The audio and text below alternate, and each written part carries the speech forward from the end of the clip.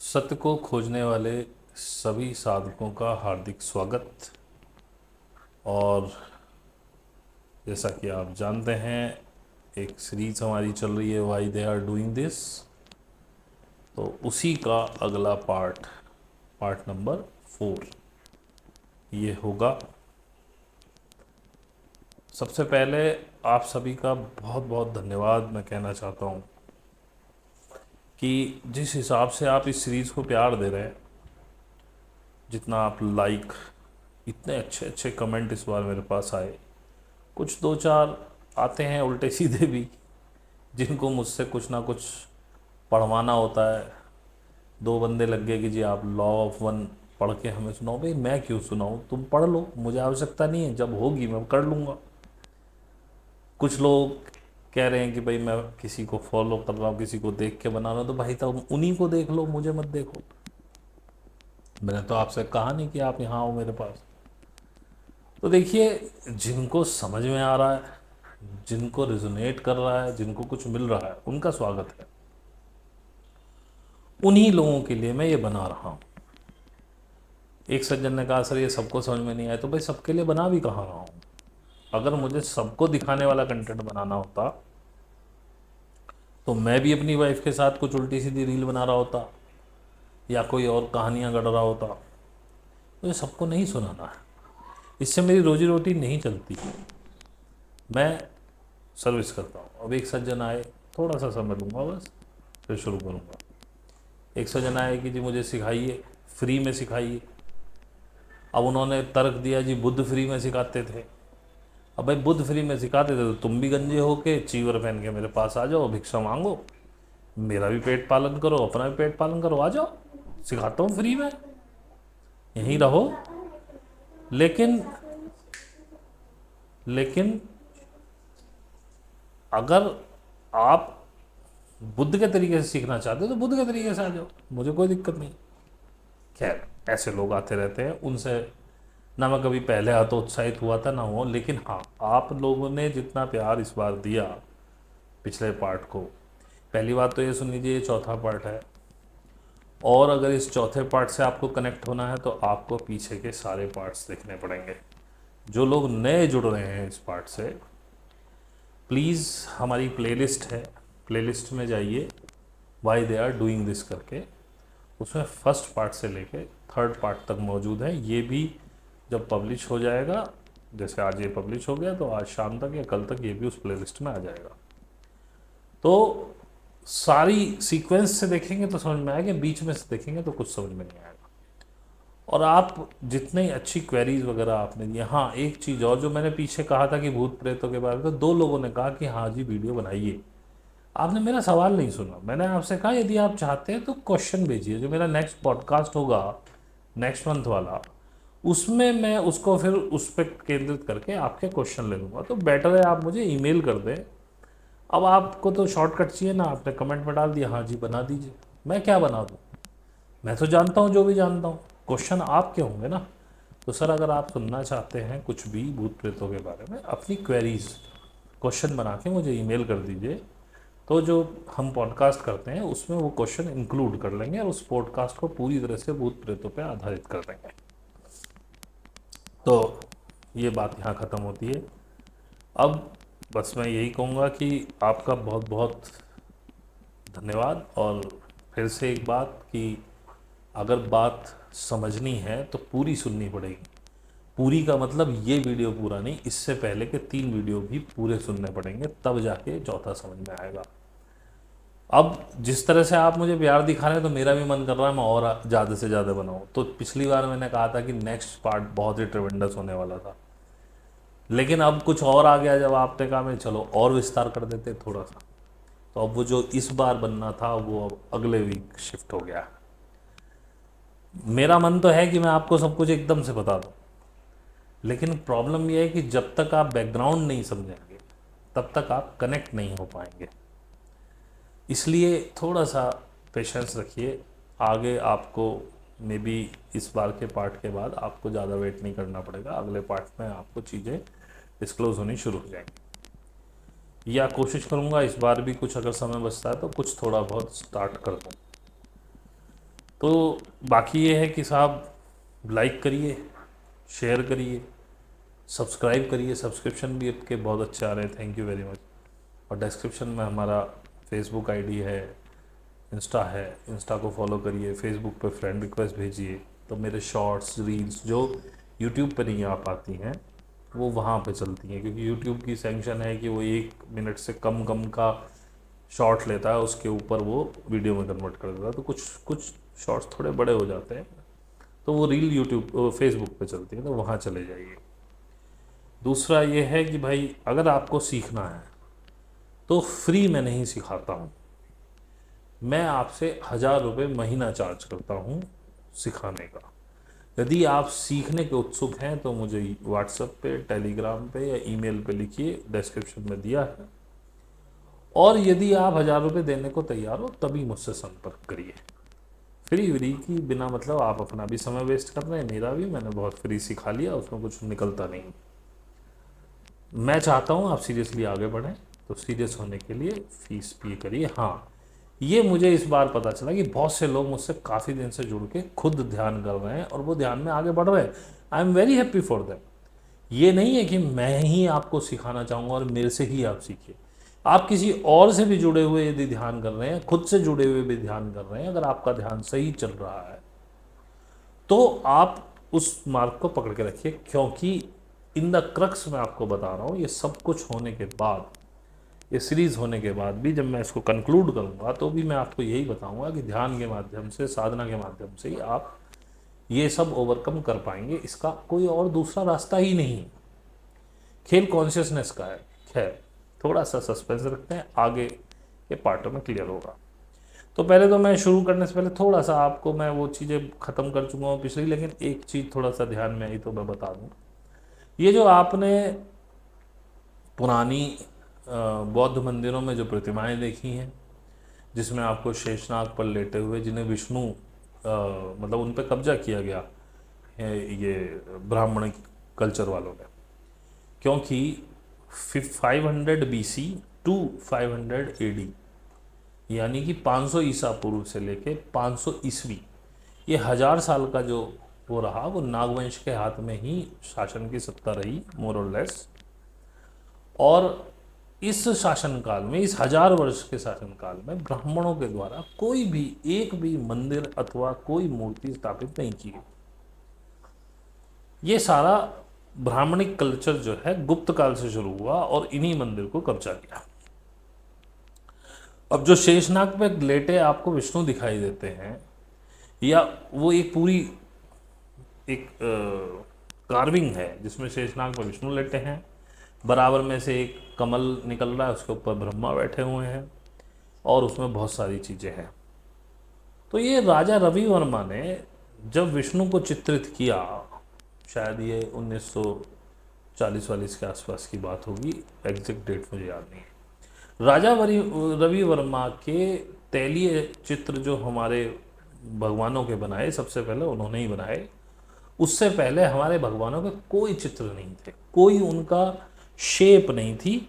हाँ, हमने मंदिर कब्जा लिए थे बुद्ध के, और उसमें हमने अपने हिसाब से कर लिया था। तो राजा रवि वर्मा ने वहीं इन्हीं कार्विंग से अलग अलग चीज़ें, जैसे गजलक्ष्मी बनवाई तो भी वही बुद्ध कार्विंग से बनाई।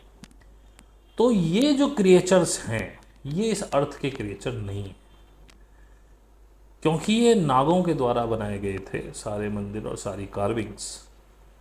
तो ये लोग उनके यहाँ, उनके प्लेनेट के हो सकता है, और जिनकी वो पूजा करते हों। क्योंकि अगर ये कल्चर आया पूजने का, किसी आइडल को मानने का, तो हम तो ब्लैंक थे, हमारे पास तो ये भी नहीं था।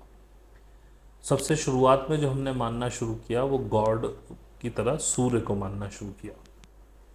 और जो ये शक थे, ये भी सूर्य को मानते थे। सबसे पहली जो द्रविडियन रेस, टूरानियन रेस भी उसे कहा जाता है, कि कहते हैं तर्किस्तान से निकली थी वो, जिसे द्रविडियन बोला जाता है। सुमेरिया से जो भी लोग इधर आए, जो इक्ष्वाकु वंश है नागवंश में, जिसके में बाद में राम का पैदाइश बताते हैं एज पर रामायण, या उनका कुल जो दिखाया जाता है। तो इश्वाकू से, जो इश्वाकू आए हैं वो ओकाका कहते हैं उनको वहाँ, वो शायद असीरिया या उसी साइड मतलब मेसोपोटामिया रीजन के थे। वहाँ से जब आए तो वो एक गॉड की पूजा करते थे जिसे वो बल बोलते थे, बल। अब BAL लिखा है, बाल भी हो सकता है, बल भी हो सकता है। वो सूर्य को ही बल बोलते थे। तो हमने सबसे पहले जो पूजा अर्चना शुरू करी वो सूर्य की करी या चंद्र की करी। हमारे कोई गॉड्स नहीं थे। उसके बाद जब ये महायान कल्चर आया जिसमें कुछ अच्छे नागों ने हमें कुछ अच्छी शिक्षाएं दी, क्योंकि मैं एक बहुत कंट्रोवर्शियल बात बोलने वाला हूँ, शायद आपको हजम हो या ना हो। बुद्ध ने जो शिक्षाएं दी, बुद्ध ने बहुत कुछ अच्छा दिया, इसमें कोई दो राय नहीं है। लेकिन बुद्ध ने भी हमको ईगो और सुपर ईगो बहुत दिया। जिस हिसाब से विनय पिटक है, अगर आप उसे पढ़ेंगे, जो उसमें बौद्ध भिक्षुओं के नियम लिखे हुए हैं, तो उन्होंने भी ठीक है, उन्होंने भगवान नहीं माने, आत्मा नहीं मानी, बहुत कुछ नहीं माना, बहुत सारे उपदेश बहुत अच्छे अच्छे दिए। लेकिन इसीलिए मैं कहता हूँ किसी की 100% बात सही नहीं हो सकती, मेरी भी नहीं हो सकती। बहुत से लोग देखे हैं मैंने कि वो किसी के पीछे ही पड़ जाएंगे। जैसे अभी एक सज्जन का मेरे पास कमेंट आया था, बोले जी आप डेविड आइक का जिक्र कर रहे हैं। डेविड आइक को मैंने 12 साल की उम्र से सुनना शुरू किया, मैंने बहुत सुना, डेविड आइक ये है, डेविड आइक ये है, उसकी ये बात गलत है, उसकी बात गलत है। आपने कैसे माना कि मैंने डेविड आइक की सारी वीडियो सुनी? मैंने डेविड आइक की केवल वो वीडियो सुनी है जो मेरे सामने आई और मुझे लगा कि इसे सुनना चाहिए। उनमें से भी मैंने वो बातें मानी जो मेरे हार्ट पे रिजोनेट की। मैं ऐसे ही करता हूँ। सुना तो मैंने बहुत लोगों को है। मैंने माता जी को सुना है, 100% उनकी भी नहीं मानी, वही मानी जो मुझे अच्छी लगी। ओशो को भी सुना है। बहुत से लोग कहते हैं आप ओशो को सुनने हैं, ओशो यहाँ गलत है वहाँ गलत है, होंगे। मेरे अंदर 50 क्या लाखों गलतियाँ हैं। मैंने जो सारी बातें कही हैं, मे भी उनमें से हजारों बातें जो झूठी खराब हो सकती हैं। मैंने कभी दावा नहीं किया 100%। मैं तो हमेशा कहता हूँ ये भी जो मैं बता रहा हूँ इनका कोई सबूत थोड़ी है। अभी जो मैं बताने जा रहा हूँ इसका कोई सबूत थोड़ी है। और एक सज्जन कह रहे थे कि आप किसी बात में श्योर ही नहीं है, पहले खुद श्योर हुई है। भाई श्योर तो वो लिखने वाले भी नहीं है, इतिहास में कैसे श्योर हुआ जा सकता है? हमने देखा बुद्ध को, हमने देखा अशोक को, हमने देखा मिलिंदर को, या हमने गुप्तकाल देखा, सातवाहनों का हमने देखा है क्या? इतिहास ऐसे ही लिखा जाता है, बेस्ड ऑन एविडेंस। जिसके मन में जैसी कहानी बनी उसने वो लिख दी। फिर दूसरा इतिहासकार उसका खंडन करके अपना एविडेंस के उसी एविडेंस पे अपना मत देता है। फिर कोई तीसरा इतिहासकार होता है, वो उनमें से किसी एक मत का समर्थन कर देता है, या जिस इतिहासकार के मत का समर्थन ज़्यादातर लोगों ने कर दिया उसकी बात ज़्यादा मानी गई। लेकिन फिर भी जब इतिहास की पुस्तक, अब जो पुस्तक मैं पढ़ रहा हूँ नागाज वाली, उसमें उस बंदे ने अलग अलग इतिहासकारों को कोट किया है कि इसने ये लिखा, इसने ये किया, लेकिन इसके लोग ज़्यादा समर्थक हैं, इसके कम है, इन्होंने इसका ऐसे खंडन किया, इसका उन्होंने। सर अब आप कैलकुलेशन करके आपको जो अच्छा लगे मान लो। अब चक्कर ये कि आपने तो पढ़ना नहीं है और दूसरा कोई बता रहा तो उसको चीचा लदर करनी। खैर मुझे इससे कोई फ़र्क नहीं पड़ता आप क्या सोचते हैं मेरे बारे में या मेरे ज्ञान के बारे में, लेकिन मैं फिर भी कह रहा हूँ मेरा ज्ञान 100% सही नहीं है। मैं आपको एक कोई ब्लूप्रिंट दे रहा हूँ, खुद चलो, जानो, देखो, समझो, जो आपको समझ में आए। आप मेरे से चर्चा करना चाहते हैं चर्चा करिए, लेकिन बकवास नहीं। मैं चर्चा करने को तैयार हूँ, पर पहले इस लायक होइए कि आप मुझे इतना विश्वास दिला पाएँ कि आप चर्चा करने लायक। मैं आपके साथ चर्चा करने को तैयार हूँ, मुझे अपनी गलती मानने में कोई शर्म नहीं आती। एक सज्जन कह रहे हैं अब मैं आपको हर 6 महीने में सुनता हूँ, अब हर बार बदल जाते हैं। तो मैं क्या करूँ? रूढ़िवादी हो जाऊँ एक ही चीज़ को पकड़ के?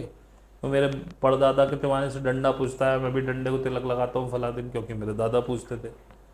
रूढ़िवादी में नहीं हूँ, और मेरी यात्रा चल रही है। जिसकी यात्रा चल रही है वो रोज़ नित नई चीज़ देखेगा, नया एक्सपीरियंस करेगा और बताएगा। सॉरी थोड़े से हम भटक गए। तो वो जो चित्र है, 3 मुंह वाले, 4 मुंह वाले ब्रह्मा, 4 हाथ वाले विष्णु, ये क्रिएचर कभी यहाँ पैदा नहीं हुए। तो ये वो लोग हैं जिनकी मे बी ये लोग वहाँ पे पूजा करते हो, या वो बहुत शक्तिशाली लोग हों। तो ऐसे क्रिएचर उन्होंने खुद से नहीं बनाए थे, वो उनकी चेतना के क्रिएचर, उनके मे बी उनके ग्रह के हो सकते हैं। बाद में हमने उनको विष्णु पकड़ लिया, किसी को शिव पकड़ लिया, किसी को ब्रह्मा पकड़ लिया। अगर असल में कोई ब्रह्म है तो ये डिवाइन वेब है, जिसका मैंने बताया कि जो स्पेस का 99.99999% जो एम्प्टी स्पेस है, जिसमें वो एनर्जी की वेब बनी हुई है पूरी, जो हमें दिखती नहीं है, जिसको देखा गया, मतलब जिसको विभिन्न उपकरणों से महसूस किया गया, देखा गया है, जो वेब इस धरती पे भी है, जिससे हम लोग आपस में कनेक्टेड हैं। लेकिन क्योंकि हम इतना, जिसे कहते हैं कि इतना शोरोगुल में फंसे हुए हैं कि हम उससे कनेक्शन तो अभी भी बना हुआ है, लेकिन हम कुछ महसूस नहीं कर पाते। उसी वेब से चींटियों को कनेक्शन होता है, वो बारिश आने से पहले अपने अंडे लेके प्रवास पे निकल जाती है, ऐसी जगह पे रख लेती है जहाँ पे पानी ना भरे, और हम उन चींटियों को देख के कहते हैं बारिश आने वाली है, क्योंकि हर शख्स के पास इमीडिएट वो इंफॉर्मेशन पहुंच जाती है। इस पे चलो यही बात कर लेते हैं, जब बात छिड़ी है।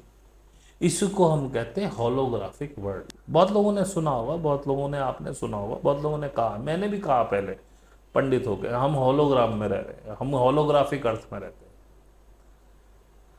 समझिए होलोग्राम क्या होता है। होलोग्राम कभी देखेंगे आप, मोदी जी ने 19 में होलोग्राम से कई रैलियां संबोधित करी थी। तो क्या होता है, एम्प्टी स्पेस में मोदी जी बिल्कुल लाइव 3D दिखाई देंगे, आपको लगेगा ही नहीं है मोदी जी नहीं खड़े, या XYZ, आप या मैं भी हो सकते हैं। यानी कि होलोग्राम उसे कहते हैं जिसका वो होलोग्राम बन रहा है, उस होलोग्राम में उसकी पूरी इंफॉर्मेशन होगी।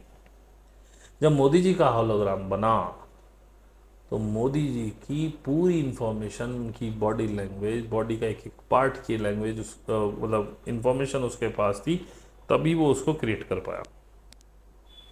इसे कहते हैं होलोग्राम। जैसे कि जो रियल होलोग्राम है, आपने देखे होंगे, स्टिकर्स होते हैं जो अपना वो चेंज करते हैं, उसे होलोग्राम बोल देते हैं। तो जो रियल होलोग्राम स्टिकर होते हैं, उसे एक वैज्ञानिक ने काटा, उसके कई छोटे छोटे छोटे छोटे छोटे छोटे छोटे छोटे पीस किए, बहुत टिनी, और उनको उसने माइक्रोस्कोप में देखा। तो हर जितने टुकड़े वो काट रहा था, हर टुकड़े में पूरी पिक्चर थी, जो वो पूरा एक टुकड़ा बना के बना रहा था। इसे कहते हैं होलोग्राम। हम होलोग्राफिक वर्ल्ड में कैसे हैं, हमारा जो डीएनए है और जो शेर का, हाथी का डीएनए है, या जो एक पेड़ का डीएनए है, उसमें इस पूरी ब्रह्मांड की इंफॉर्मेशन है। ब्रह्मांड की बात कर रहा हूं, अर्थ की बात नहीं कर रहा हूं। पैदा होने से लेके और आज तक की, या इससे आगे भी फ्यूचर कोई अगर हो, अभी तो हम इस 3D वर्ल्ड में, हमें फिजिक्स जो है हमें बांधती है इसमें। थर्ड डायमेंशन की फिजिक्स ना तो उसमें लीनियर टाइम होता है, आप आगे पीछे नहीं जा सकते टाइम।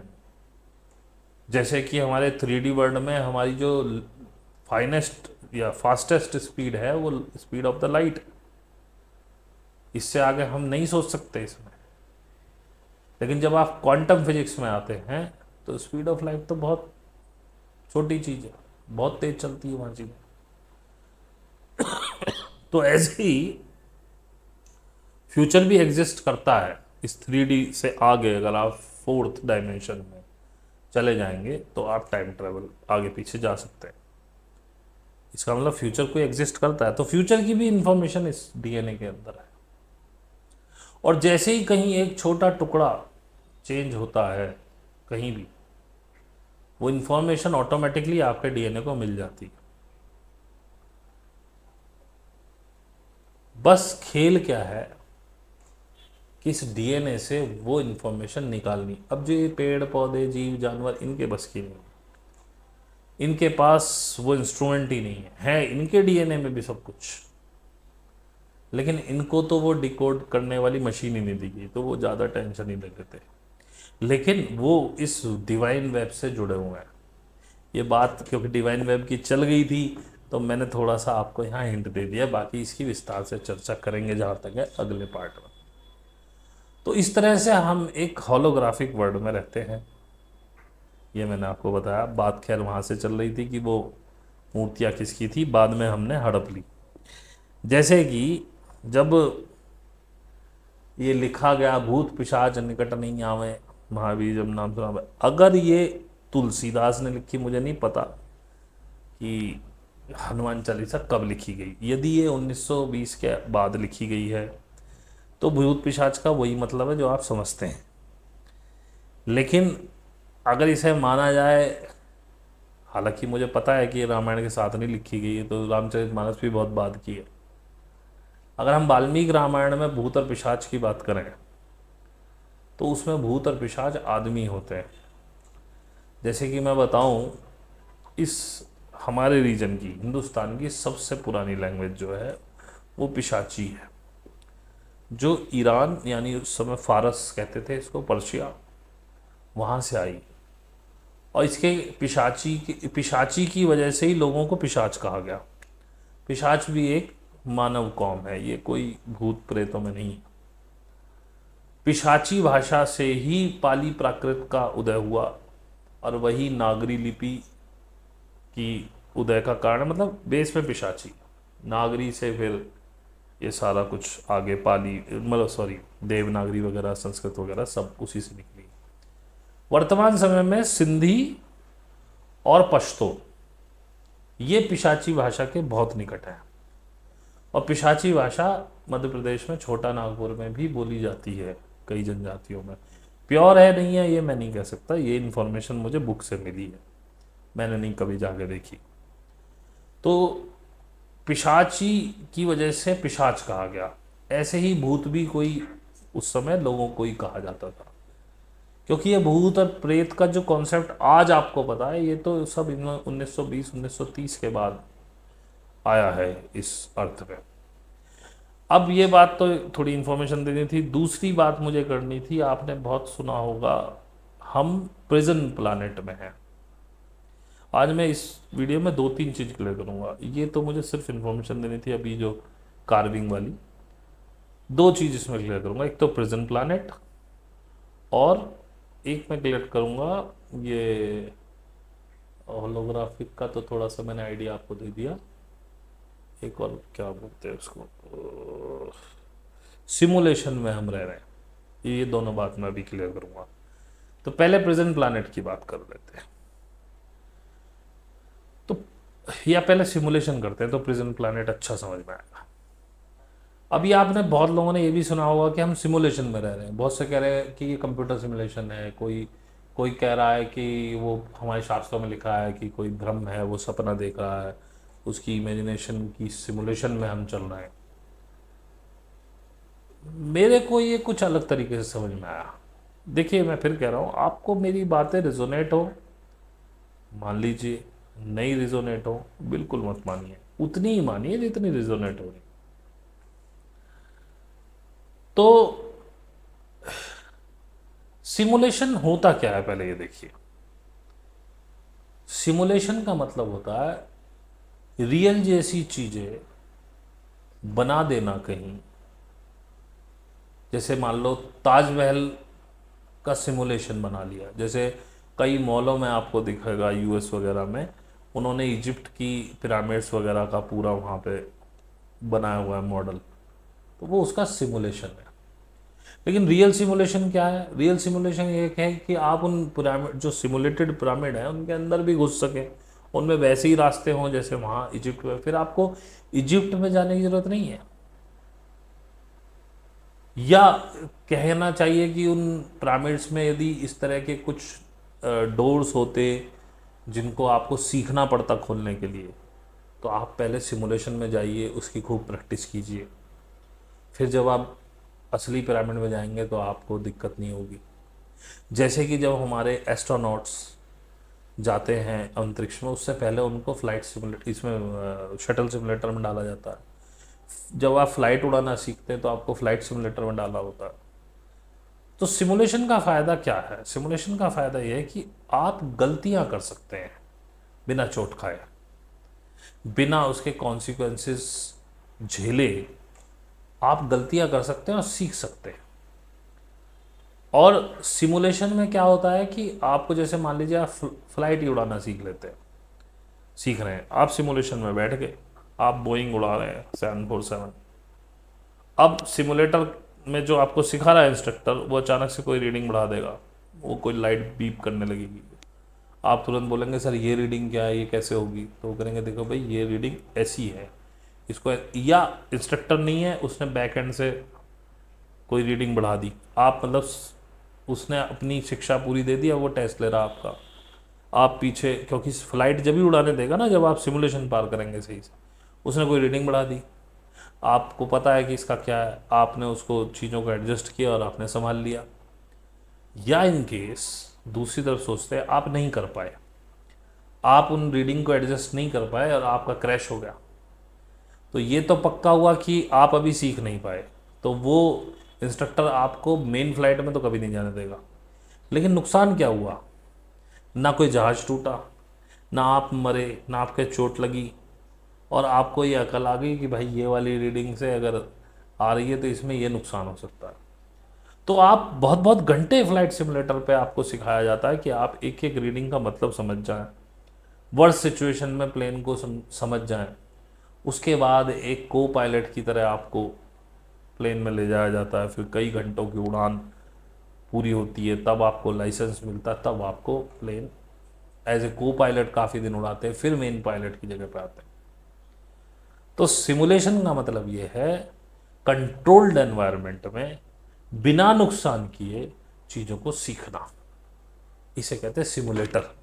और सिमुलेटर के अंदर जो प्रोग्राम चलता है वो है सिमुलेशन। तो अब हम सिमुलेशन में जी रहे हैं, यानी कि हम कंट्रोल्ड एनवायरनमेंट में कुछ सीखने के लिए यहाँ आए हैं, और यहाँ गलतियां करने की गुंजाइश है। अब हम सीखने क्या आए हैं यहाँ पे? हम सीखने आए हैं कि हम अपनी कॉन्शियसनेस को कैसे बढ़ाएं, और हम, हमारे को ये मैट्रिक्स दी गई है। अब मैं एलाइट वाली मैट्रिक्स की बात नहीं कर रहा, एक डिवाइन मैट्रिक्स है जिसमें दिन रात, नर नारी, बच्चा बड़ा, अमीर गरीब, ये मैट्रिक्स जो इन्होंने क्रिएट की है, ये तो अभी हाल फिलहाल की है, ये तो हजारों साल से चलता आ रहा है जिसको मैं बता रहा हूँ। तो हमको ये हर्डल्स दिए गए हैं इस मैट्रिक्स के रूप में कि आप इन हर्डल्स में फंसें और सीखें। अब आप नुकसान कैसे नहीं करते हैं अपना? आप क्या करते हैं ज़्यादा से ज़्यादा इस जीवन में? नहीं सीखते, मर जाते हैं। इधर मरे, दोबारा दूसरा गर्म मिल गया फटाफट, इतना टाइम नहीं लगता है। ये तो ब्राह्मणों ने आपको पागल बना रखा है कि 13 दिन का ये करिए, फिर 1 साल, हर साल, फिर 13वीं करिए, ब्राह्मणों को दान दक्षिणा दिए। उन्हें दान खाने के लिए कुछ ना कुछ तो करना ही था, मनुस्मृति में सब उन्होंने बना लिया बहुत सारी चीज़ें। अब ब्राह्मणों को खिलाइए तो आपके पूर्वज, जो आत्मा होगी उसे क्या खाना क्या पीना, जिसे आप आत्मा ही तो कहते हैं, मैं चेतना कहता हूँ। इतना देर नहीं लगती, इधर आप वोम से निकले, दूसरा वोम तैयार है फटाक अंदर। क्योंकि सिमुलेशन ये वाला आप नहीं सीख पाए, फेल हो गया ये वाला जीवन, आप दूसरे में आ जाओ। तो नुकसान क्या किया आपने अपना? तुरंत आपको दूसरा शरीर मिल गया, अब सीख ले। फिर गलती करी, फिर तीसरा मिल गया, चौथा मिल गया, पांचवा मिल गया। चेतना में फंसी हुई है, वो निकल नहीं पा रही, क्योंकि इस मैट्रिक्स पे तो सीख पाओगे। अब ये मैट्रिक्स इतनी सघन कर दी गई 1920 के बाद से, इसमें इतना टेक्नोलॉजी डालनी शुरू कर दी। असली तो ये 19 मतलब कहना चाहिए 1950-60 के बाद से, और ज़्यादा 70-80 से, मतलब जैसे जैसे दिन बढ़ते रहे मैट्रिक्स उतनी सघन होती रही। अभी तो आप देखिए कितने लोग भगवान से मिलाने में लगे हुए हैं आपको, और भीड़ देखिए कितनी बड़ी बड़ी। अभी एक कहाँ हाथरस वाथरस में कहाँ हादसा हुआ था, कई सौ लोग मर गए। जिसकी बेटी मर गई वही कह रही है कि यार मुझे कोई प्रॉब्लम नहीं है, भगवान के चरणों में मरी है। वो बाबा पे दुनिया भर के इल्जाम लग रहे हो, कहने बाबा के बारे में कुछ मत कहना। तो अब बताओ ये लोग कहाँ जाएंगे। और फिर जैसे मैं कहता हूं कि हर व्यक्ति के अंदर चेतना नहीं है, क्योंकि ये मानव शरीर जो है ये पशुवत शरीर है। ये हम जब भी सेक्स करेंगे पशुओं की तरह बच्चे तो पैदा होंगे। अगर सही समय पे सही काम हो गया, जिस समय लेडी ज़्यादा फर्टाइल थी और आपका स्पर्म उसको फैच कर गया, को बच्चा तो पैदा होगा ही। इसका मतलब ये नहीं उसमें चेतना है। बेयर मिनिमम जितनी इंफॉर्मेशन आपके दिल को धड़कने के लिए और शरीर को बनने के लिए चाहिए, वो आपका डीएनए ऑलरेडी, आपके पास इतनी क्षमता है, वो डीएनए ऑलरेडी डिकोड करके फेंकता रहता है सेल में। सेल ही तो विभाजित होकर शरीर बनता है, वो सारी इंफॉर्मेशन आपके डीएनए में है। इसका पहली धड़कन जब आप धड़कती है तो वो एक बेयर मिनिमम चेतना आपके डीएनए से मिलती ही है बच्चे को। इसका मतलब नहीं है कि वो चेतना वाला व्यक्ति है। बहुत से लोग जिसे कहते हैं वो मैं बोलता हूँ सोललेस बीइंग। तो चेतना हर व्यक्ति में नहीं है, इसको पकड़ना बड़ा मुश्किल। लेकिन ये भी है कि हर व्यक्ति अपनी चेतना को विकसित नहीं कर सकता, ये भी नहीं है। जो बेयर मिनिमम चेतना के साथ जो सिर्फ जी रहा है, जिसे मैं सोललेस बीइंग कह रहा हूँ, यदि वो किसी ऐसे व्यक्ति की संपर्क में आ जाए, मान लो जैसे मेरे संपर्क में आ जाए और ध्यान करने लगे, उसकी चेतना डेवलप होनी शुरू हो जाएगी। ऐसे ही बनती है चेतना, क्योंकि बेयर मिनिमम चेतना तो सब में ही है ना। अगर आपको उचित संग मिल जाए तो आपकी चेतना डेवलप होनी शुरू हो जाएगी। अब होने को जिनकी डेवलप्ड आई हैं और वो अपना काम कर रही हैं, वो भी कई हजारों सालों से फंसी हुई है, उनसे निकला ही नहीं जा रहा। क्योंकि निकालेगा तो गुरु ही। एक गुरु आपको टच कर जाए, उसका स्पर्श आप महसूस कर ले। बहुत से आते हैं, आके चले जाते हैं। अभी हमारे पुराने हैं डॉक्टर ऊजर, उनका आया जी मैं भटक गया था, फलाना ढिमकाना। अबे तू भटक गया था, कम से कम एक बार थैंक्स करके तो जाता। मैंने कहा नहीं तेरे बस की नहीं है, छोड़, किसी और के पास देख। तुम्हारी मर्जी, तो मेरी भी तो मर्जी है। एक और आई थी उषा, दोबारा बड़ी रोज, मैंने उनको बहुत पीछे धकेला, 2-3 महीने में वो रोज ही के आई, फिर चली गई।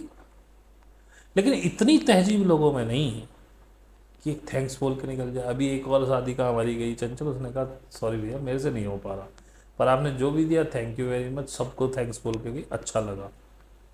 अगर कभी ज़िंदगी में दोबारा उसका मन करे, उसको लेने में कोई दिक्कत नहीं है। लेकिन जो इस तरह से जाए, अब उसको मैंने ले लिया, अब दोबारा ज़िंदगी में नहीं ले सकता मैं उसको। पहली बात तो उसे ही हिम्मत नहीं होनी चाहिए, लेकिन औरतों का कुछ नहीं जाता, वो दोबारा फिर रोज क्या जाएंगे, आदमियों का भी नहीं जाता। और जिसकी उनको वो सहूलियत के हिसाब से लोग चलते हैं। लेकिन अब मैं नहीं लूँगा उसको कभी। भाई तुम्हें सब बता दिया है, सब कुछ पता है, अपना करो खुद से। मुझे बड़ी खुशी होती है, कई मुझे लोगों के वो आए मैसेज, साधना कर रहे हैं काफ़ी काफ़ी समय से, उनके अपने वो हैं, अच्छी साधना उनकी चल रही है, तो मैं खुश होता हूँ। और वो इस इंफॉर्मेशन से कनेक्ट कर पा रहे हैं, वो कह रहे हैं बहुत अच्छा आपने बताया। तो मुझे ये थोड़ी कि आप मेरे से ही आके सीखो, जहाँ से भी आप सीख रहे हो खुद से कर पा रहे हो, बहुत साधना करनी ज़रूरी है। चेतना को उठाना जरूरी है, कॉन्शियसनेस को उठाना जरूरी है। तो मैंने आपको बताया कि सिमुलेशन क्या है, कैसे हम सिमुलेटेड उसमें रह रहे हैं। ये सिमुलेटेड एनवायरनमेंट है, हम अपनी चेतना को उठा रहे हैं। और जब हम यहाँ फेल हो जाते हैं तो हमारा बिगड़ता कुछ नहीं, वो दूसरा शरीर मिल जाता है कि भैया अब उठा ले। और ये अंतहीन प्रक्रिया चली रही है, पता नहीं कितने सालों तक चेतनाएं आ रही हैं। बहुत से बुद्ध महावीर होते रहते हैं बीच बीच में, बुद्धों से कभी खाली नहीं रही है पृथ्वी। जब उन लोगों को, नागाज को, अच्छे नागाज को लगा कि अब इन्हें ज्ञान मिलना चाहिए, तो उन्होंने क्या किया,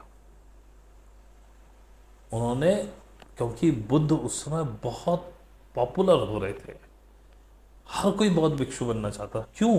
क्योंकि जो एक वैदिक काल रहा है, हड़प्पा संस्कृति के नष्ट होने के बाद से लेके और 500 बीसी तक का जो काल है, 500 या 600 बीसी तक का वैदिक काल, उसमें इतनी वर्ण व्यवस्था में इतना कुचल दिया गया लोगों को, लोग दुखी हो गए थे।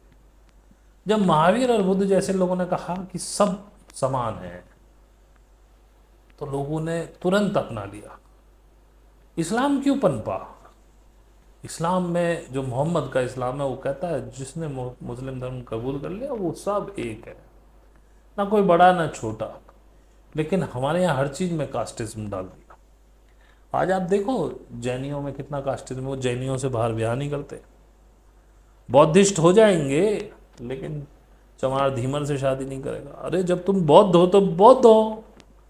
बुद्ध तो कह रहा है कि अब कोई जाति नहीं बची, लेकिन खैर।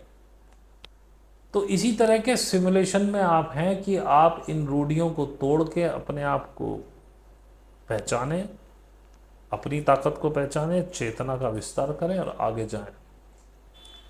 किसी ने यदि योगी ऑटोबायोग्राफी बुक पढ़ी होगी तो उसको पता होगा कि उसमें जब युक्तेश्वर गिरी जी की मृत्यु हो जाती है और बाद में एक बार वो फिर मिलने आते हैं, तो वो गोल्डन शरीर होता है, कुछ ऐसा मुझे याद है अगर सही से।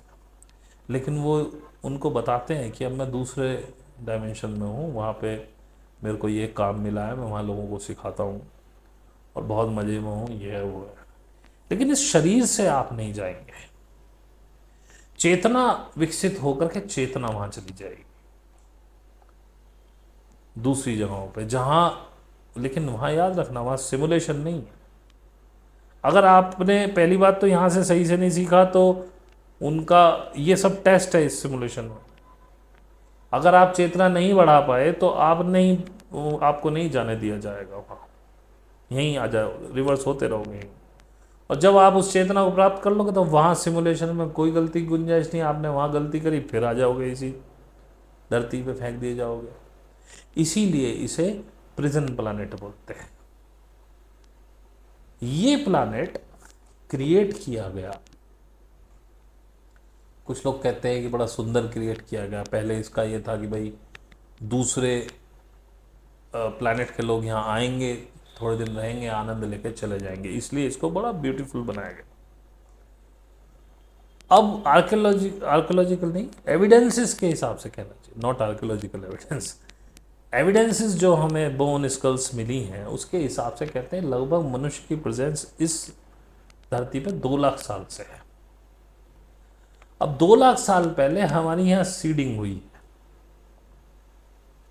और हम जैसे आज हैं वैसे तो नहीं थे तब नहीं थे हम वैसे।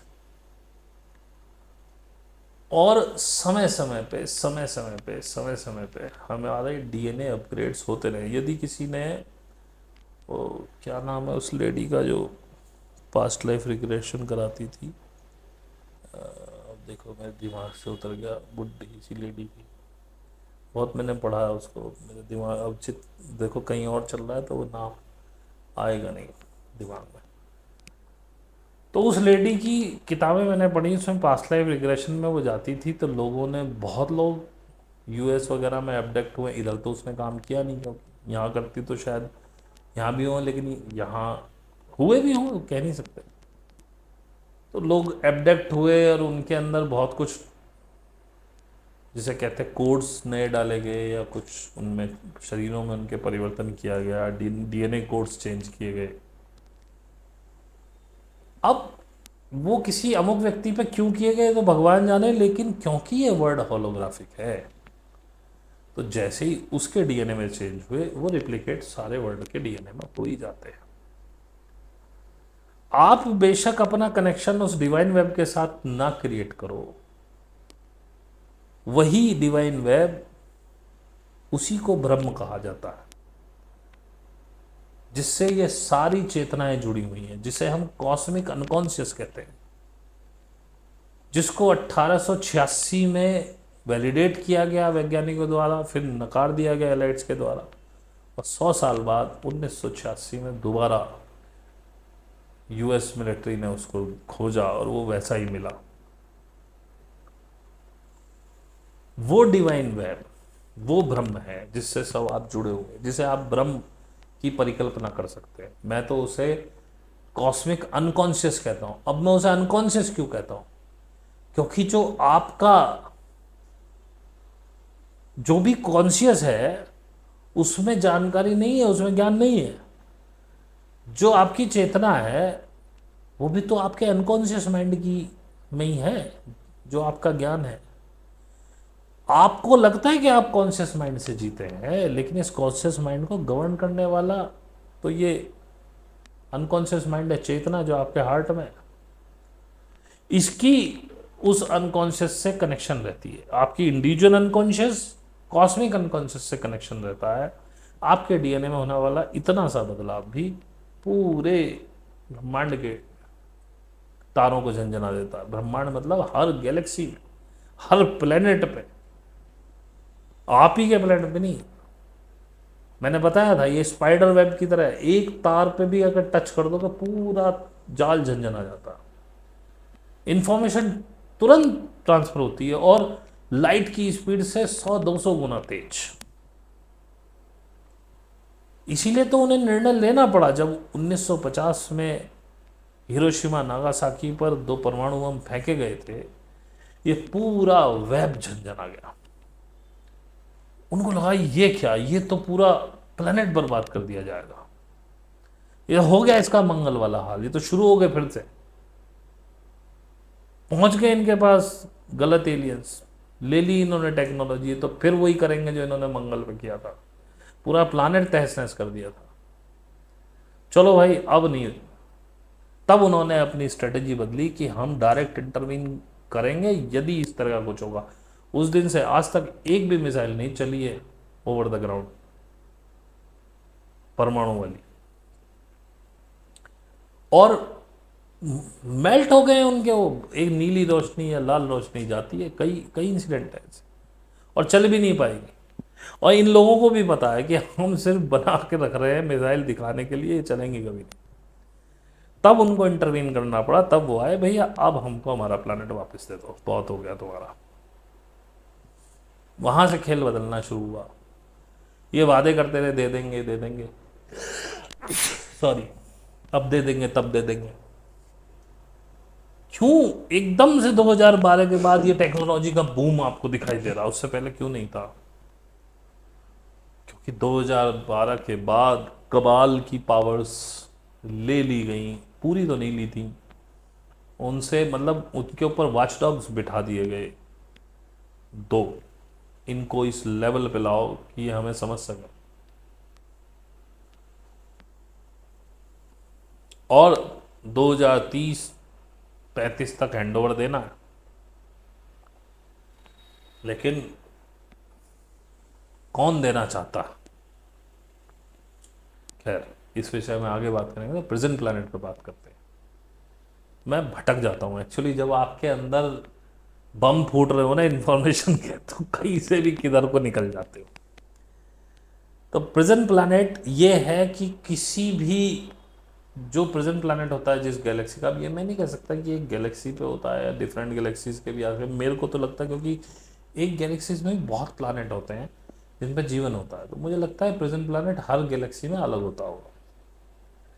या हो सकता है कि सब गैलेक्सियों का मिला के एक होता हो, मुझे नहीं पता इस बारे में। क्योंकि उन लोगों की इतनी ऊंची लाइफ साइकिल है, इतनी ऊंची चेतना है कि वहाँ गलती की गुंजाइश बहुत कम है। तो कोई इक्के दुक्के तिक्के ही निकलते होंगे। तो मे भी ये पूरे ब्रह्मांड का एक होता हो, लेकिन आई एम नॉट श्योर, ये मेरे पास जानकारी नहीं है। तो वहाँ पर जब कोई गलती करता है, जैसे यहाँ पर तो जेल में डाल देते हैं। आपने चोरी की, आप पे इतना जुर्माना लगाया, इतने वर्ष की कैद होगी, उसके बाद ये माना जाता है आपने कैद गई, आपको सज़ा मिल गई, अब आप सुधर गए होंगे। और किसी भी सजा याफ्ता मुजरिम जो सज़ा अपनी पूरी कर चुका हो, उसको शरीफ ही माना जाता है उसके बाद, जब तक कि वो दूसरा अपराध करके दोबारा अंदर ना हो जाए या उस पर कोई और केस ना चल रहा हो। और यदि वो अपराधी भी है, जब तक केस में उसको सजा नहीं मिली तब तक उसको मुजरिम नहीं माना जाता। यहाँ का केस ये है। वहाँ का केस ये है क्योंकि वो बहुत ऊंची चेतना के लोग हैं कि भाई अच्छा, तू अगर इतनी नीचे बात कर सकता है, तूने ये बात सोच भी ली, इसका मतलब तेरी कॉन्शियसनेस अभी बिल्डअप नहीं हुई। वो सीधा उठाते हैं चेतना को और फेंक देते हैं प्रिजन प्लानट पर, वहाँ पैदा हो जाओ, सीख साख के आइयो। क्योंकि वहाँ सिमुलेशन नहीं है, वहाँ लाइव इवेंट चल रहे हैं, वहाँ गलती की गुंजाइश नहीं है। तो ऐसे ये प्रिजन प्लानट है, ऐसे ये सिमुलेशन है, और ऐसे ये होलोग्राफिक वर्ल्ड है। ये तीनों चीज जाननी आपके लिए बहुत ज़रूरी थी ताकि हम आगे बढ़ पाए। कहने को तो मैंने इसमें कुछ भी ऐसा नहीं कहा भाई दे आर डूइंग दिस, लेकिन कुछ लोग इसमें हिंट भी दिए हैं। कुछ लोग अगर रिकॉर्ड कर पाएंगे तो उनको समझ में आएगा मैं क्या कहना चाह रहा हूँ।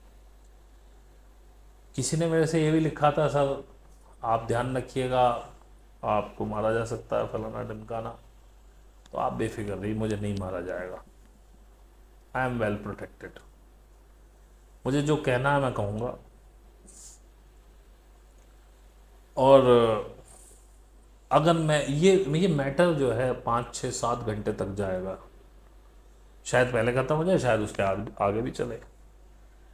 तो अगर मैं आपको एक साथ 5-6 घंटे की एक वो वीडियो बना दूँ, एक तो वो इतनी डिटेल नहीं बन पाएगी,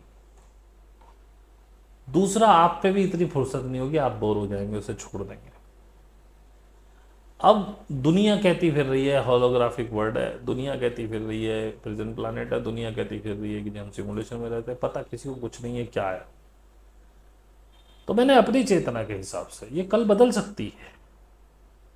आपको हार्ट पे रेजोनेट करे कि मैं जो बोल रहा हूँ ठीक लग रहा है तो मान लीजिए, नहीं तो भाई मत मानिए। और मुझे ये भी मत लिखिए कि भैया आप गलत कह रहे हैं, सही कह रहे हैं। मैं तो मान रहा हूँ कि मैं गलत हो सकता हूँ भाई, मेरे लिए सही है, क्योंकि अगर मुझे हार्ट पर रेजोनेट नहीं होता तो मैं आपको बताता ही क्यों। आपकी चेतना कहाँ है, मे भी आपकी मुझसे आगे हो सकती है, तो आपको कुछ और रहस्य पता हो सकते हैं। आपकी मुझसे कम हो सकती है, तो आपको कुछ कम रहस्य पता हो सकते हैं, या आपको ये रिजोनेट ही ना करे, आपको कुछ और रिजोनेट कर रहा हो, तो दैट इज़ फाइन। आप असहमत है, लिखना चाहते लिखिए जी, हमें आपकी बात समझ में नहीं आ रही, हम असहमत है, वेलकम। आप सहमत हैं, लिखिए, वेलकम। और जितने प्यारे प्यारे कमेंट आपने पिछली बार किए, उम्मीद करता हूँ थोड़ा सा ये डल वीडियो है, हालांकि इस बार जो मैंने वीडियो सोच रखा था वो बहुत अच्छा होने वाला था, लेकिन ये कुछ चीज़ें और क्लियर हुई जो मुझे लगा कि आपको बतानी चाहिए। और मेन वही जो 2 लाख साल पहले जैसे हम यहाँ आए थे, हमको आज तक जो आज हम हैं, हम 2 लाख साल पहले वो नहीं थे। हम में बहुत सारे इम्प्लांट किए गए, हमारे डीएनए कोड्स चेंज किए गए, धीरे धीरे बहुत कुछ हमारे अंदर डाला गया है, और वही जिम्मेदार है जो आज हम हैं उसके लिए। और जो मेरी दूसरी सीरीज चल रही है ताओ, उसको समझिए। अगर आप ताओ में या सहज में रहना शुरू हो गए, एक चीज और कह रहा हूं, खेल सारा कॉन्शियसनेस बढ़ाने का है।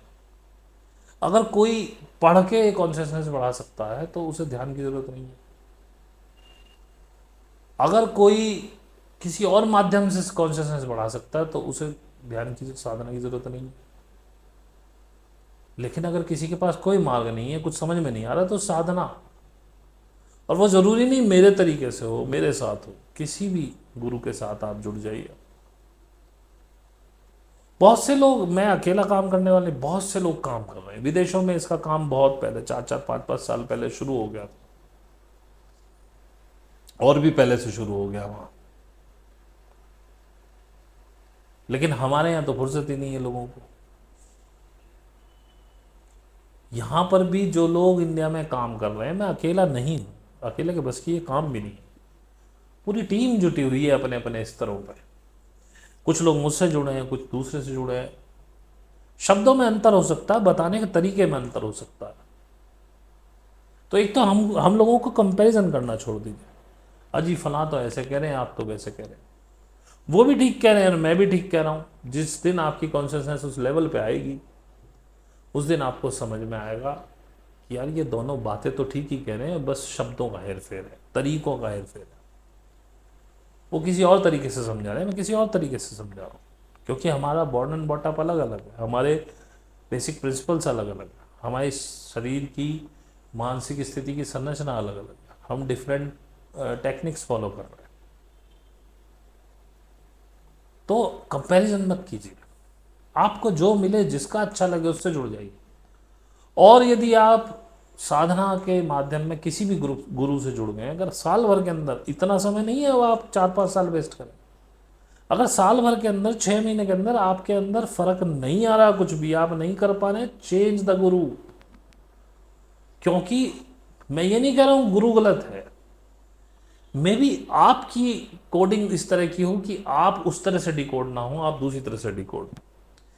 खेल है सारा डीएनए को डिकोड करने का। और ये कैसे होता है, क्या होता है, साइंटिफिक रीजन क्या है, ये मैं आपको अपने अगले एपिसोड में बताऊंगा। माफ़ कीजिएगा, एक एपिसोड और खिंच गया है, क्योंकि फिर मैं उस एपिसोड में आपको साधना के माध्यम से जो आप प्राप्त कर रहे हैं उसको साइंटिफिकली प्रूव करूंगा। और ये जो एपिसोड्स है, कोई भी एपिसोड अपने आप में ख़राब नहीं है, इनको जब तक नहीं सुनेंगे तब तक आप आगे वाले से टच नहीं हो पाएंगे। नहीं तो आप यही कहेंगे उसे सुन के, जी आप बकवास कर रहे हैं, हमें समझ नहीं आ रहा फलाना। तो भाई पूरी सुनिए। और जो लोग भी यहाँ तक रुके मेरे साथ, जिन्होंने पूरा देखा, उनका फिर तहे दिल से धन्यवाद करता हूँ। आप प्लीज़ लाइक करिएगा, कमेंट करिएगा, सब्सक्राइब करिएगा जिन्होंने नहीं किया है। और जिन लोगों को मेरी बातें समझ में नहीं आती हैं, प्लीज़ अनसब्सक्राइब। आप कोई एहसान नहीं कर रहे मेरे को सब्सक्राइब करके। और यदि आप इतने खुले मन से सुन सकते हैं कि जो आपको समझ में नहीं आ रहा, नहीं आ रहा, कुछ आ रहा है तो रहिए, मुझे कोई दिक्कत नहीं। लेकिन आपकी वजह से ना तो मैं अपनी कोई चीज़ चेंज करने वाला हूँ, ना आपके कहने से मैं कोई किताब पढ़ने वाला हूँ, ना आपको बाँच के सुनाने वाला हूँ। मेरे पास इतना टाइम नहीं है, मेरे पास बहुत कुछ अभी पढ़ने को है, बहुत कुछ बताने को है। आगे चीज़ें टफ होती जाएंगी। एक चीज़ थोड़ा सा मैं बताना चाहूँगा, जिसको मन करे माने, जिसको मन करे ना माने। देखिए, आगे के टाइम में थोड़ी सी करेंसी वरेंसी के खेल होने वाले हैं, जैसा कि आप लोगों को पता ही होगा। आप सीबीडीसी के अंदर आने वाले हैं, ये आपके नोट जो है, फिएट करेंसी है, बंद होने वाली है। कब होगी, क्या होगी, हमें नहीं पता, लेकिन ऐसा है क्योंकि सीबीडीसी आ चुकी है, डिजिटल ई रूपी जिसे बोलते हैं। तो भाई मुझे एक बात समझ में आती है, अगर मैं आपसे क्वेश्चन पूछूं रुपया क्या है, तो अगर आप सोचते हैं कि आपकी बैंक की पासबुक में लिखे हुए नंबर रुपया है, नहीं है। अगर आप सोचते हैं आपके घर में रखी हुई नोटों की गड्डी रुपया है, वो नहीं है। आपको पता है मोदी जी ने रात को 8 बजे आके कह दिया था 500 1000 रुपये के नोट अब नहीं चलेंगे। आपके घर में रखे रखे कूड़ा हो गए थे वो, उनकी वैल्यू नहीं बची थी, क्योंकि वो सिर्फ एक नोट है। मैं धारक को 500 रुपये अदा करने का वचन देता हूं, सिर्फ नोट है, वो 500 रुपये नहीं है। आप सोचते हैं 500 रुपये। तो देखिए, करेंसी वही है, रुपया वही है जिसकी वैल्यू हो, और वैल्यू मेटल्स की होती है। अब अपने अपने क्षमताओं के हिसाब से, भाई किसी पे नहीं है सोना खरीदने को, अब कहेंगे तो मेटल भी, सोना प्रीशियस मेटल है, लेकिन हर किसी पे नहीं है सोना खरीदने को। लोहे की भी वैल्यू है, एल्यूमिनियम की भी वैल्यू है, कॉपर की भी वैल्यू है, पीतल की वैल्यू है, कांसे की वैल्यू है, सिल्वर यानी चांदी की वैल्यू है, सोने की वैल्यू है। तो कोशिश करिए जो आपके पास एक्स्ट्रा मनी रखा हुआ है, क्योंकि जो एफडी में भी रखा है वो सिर्फ एक पेपर है। मैं ये नहीं कह रहा हूं कि आप मेरे कहने से एफडी तोड़ लीजिए, मैं आपको कोई डर नहीं बैठा रहा हूं। आपको समझ में आए, अच्छा लगे तो करना, अपनी जिम्मेदारी पे, मेरी कोई जिम्मेदारी नहीं है। मैंने सिर्फ बताया वैल्यू मेटल की है, ना आपके एलआईसी में रखे पैसों की कोई वैल्यू है। समझ लीजिए कि पैसा डिग्रेड हो गया, अभी मान लो डॉलर की वैल्यू 82-83 चल रही है, होगी 150, तो आपके तो वैसे ही धर्म के आधे हो गए। जो 10,000 रुपये की वैल्यू की एफडी या जो भी पैसा आपकी अकाउंट में पड़ा हुआ था वो रह गया 5,000 रुपये। लेकिन अगर डॉलर की वैल्यू 150 हो जाती है तो सोना आज जो 72-73 चल रहा है वो शायद 1.5 लाख हो जाए। जो चांदी आज 68,000 रुपये किलो चल रही है वो शायद 1,20,000 या 1,40,000 हो जाए। ये मैं कहना चाह रहा हूँ। मेटल सारे बढ़ेंगे क्योंकि मेटल की कीमत है। कॉपर भी बढ़ेगा, पीतल भी बढ़ेगा। तो मैं नहीं कह रहा हूँ आपसे आप सोना ही खरीदिए, जो हो थोड़ा एक्स्ट्रा मनी या थोड़ा सा मनी इसमें भी डाल लीजिए, ऐसा मान ले। आपको मेरी बात समझ में नहीं आ रही हो बिल्कुल मत खरीदना, आ रही हो 25% एक्स्ट्रा मनी का खरीद लो। और भैया जिन पे जो रोज खाने कमाने वाले हैं उन्हें कोई दिक्कत ही नहीं, क्योंकि उनका पैसा उनके पास है भी नहीं तो डिग्रेड होना भी नहीं। अगर कोई कल साइबर अटैक हो जाए और बैंक के पैसे खत्म हो जाए तो भाई जिससे रोज का खाना कमाना है उसने क्या करना। अब ये बातें मैं आपसे लास्ट में इतने इसलिए करता हूँ कि जो लोग मजे लेने वाले हैं वो शुरू में भाग जाते हैं। यहाँ तक रुकने वाला सीरियस व्यक्ति है जो सुन रहा है, जो कुछ पाना चाह रहा है। तो मैं आपको सिर्फ इतना कह रहा हूँ कि कुछ पैसा मेटल में इन्वेस्ट कर सकते हैं, तो ज़बरदस्ती नहीं। मैं जैसे मैंने कहा जिसके रोज के खाने कमाने हैं उसे तो टेंशन ही नहीं है, क्योंकि उस पर ना खोने के लिए कुछ है ना पाने के लिए कुछ है। वो ई रूपी में कल को उसकी सैलरी मिलने लगे या दिहाड़ी मिलने लगे तो ई रूपी में ले लेगा। उसको कल को किसी और तरीके से मिलेगी उसमें ले लेगा, उसके पास कुछ है ही नहीं।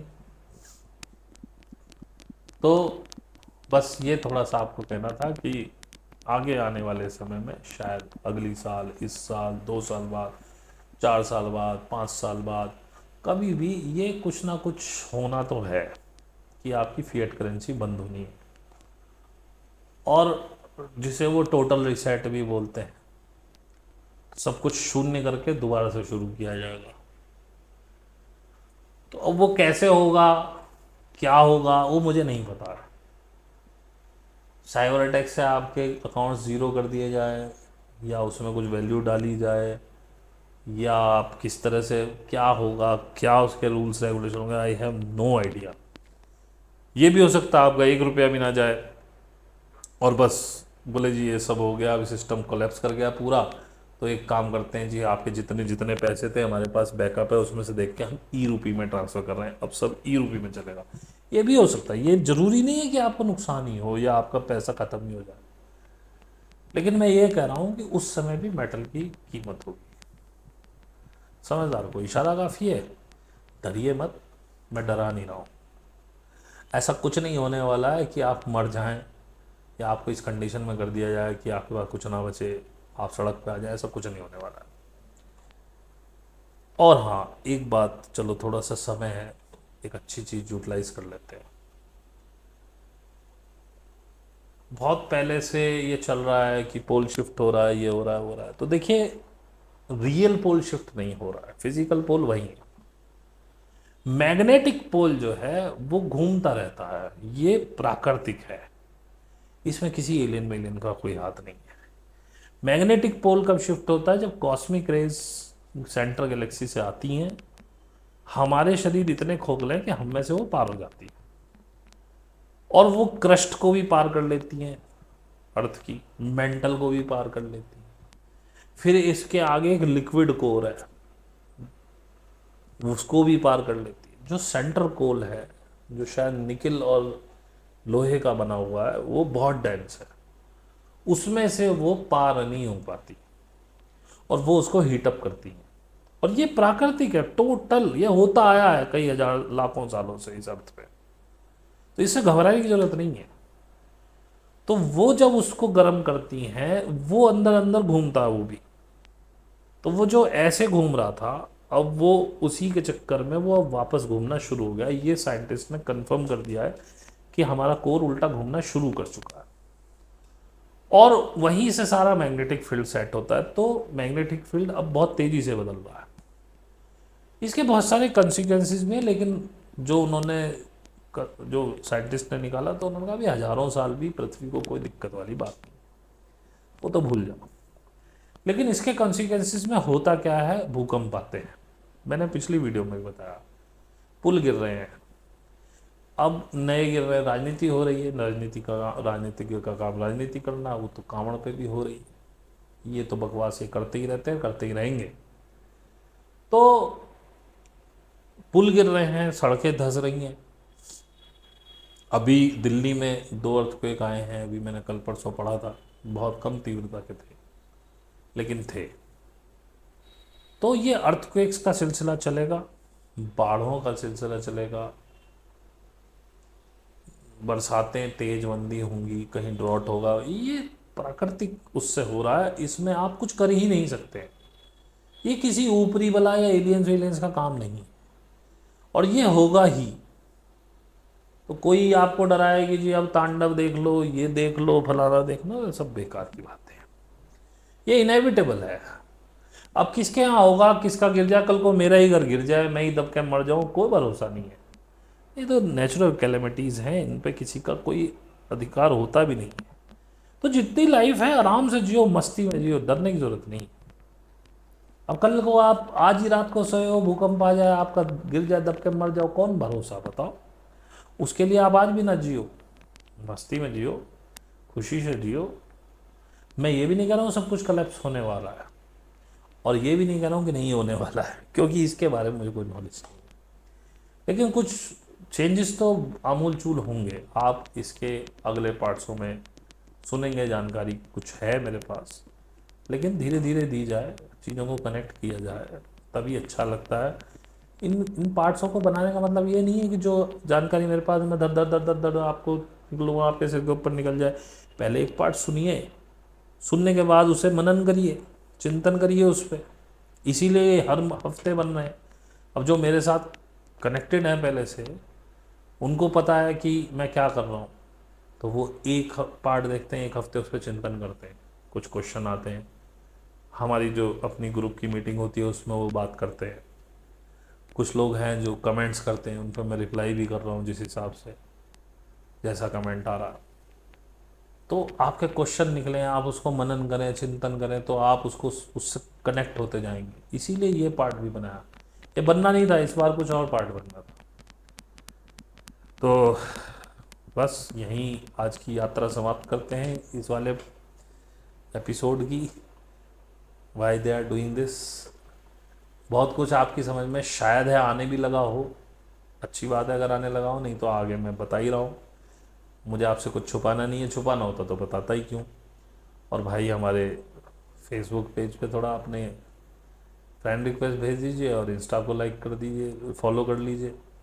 बाकी जो सीखना चाहते हैं, अगर आप 1000 रुपये देने को तैयार हो ना, सीखने की ललक है, आप कहीं और से नहीं कर पा रहे हैं, अगर आप कर पा रहे हैं, आई एम वेरी हैप्पी। नहीं कर पा रहे तो मेरे पास आके सीख सकते हैं, वैसे ही सीख सकते हैं। तो मैंने यहाँ दिया हुआ है ऑलरेडी, साधना कैसे करें वो तरीका है। बाकी तरीके में कुछ नहीं रखा, खेल प्रोसेस का है।